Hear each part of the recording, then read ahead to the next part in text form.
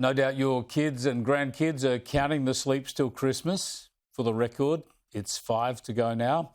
And we're running out of time for the Christmas shopping, aren't we? We are expected to spend big this year, despite the ongoing cost of living crisis. According to data from the Australian Retailers Association, Aussies will have spent nearly $70 billion by Christmas Eve. Now, joining me to discuss this from the ARA, is Fleur Brown. Fleur, thanks for joining us.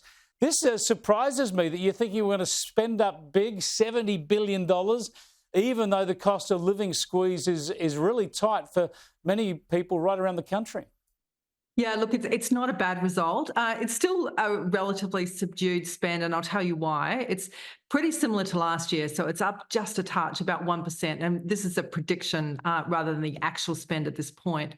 The reason I say it's subdued is that you've got to count in that amount of spending a whole lot of increased prices for retailers and, of course, for consumers. So there's some cost of doing business increases across the board for retailers and, of course, some price inflation and their supply chain costs, that sort of thing. So in some categories, that's sort of taking us backwards.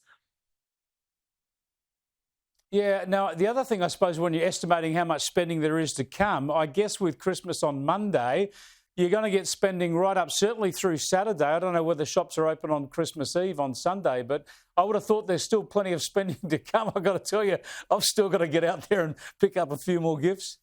I hear you.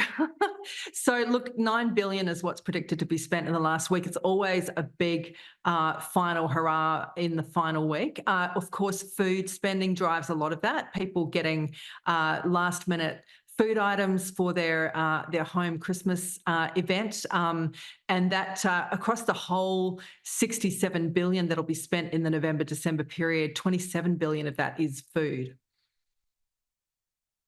Wow.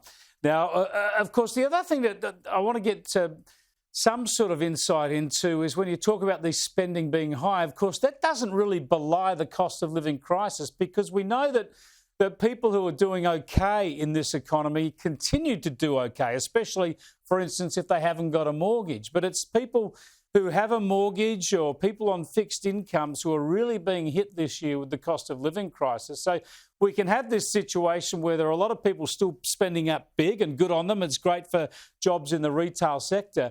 But there are a lot of families, even working families, who are really struggling, and certainly the charities are telling us about that.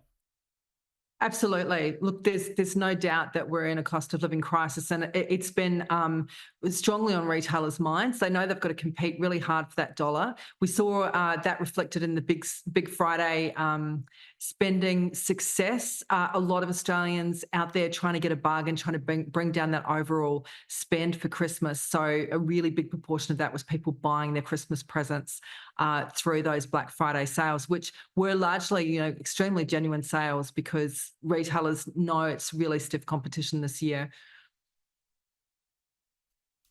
Right, thanks for joining us, Fleur, and let's hope things get even busier the next few days.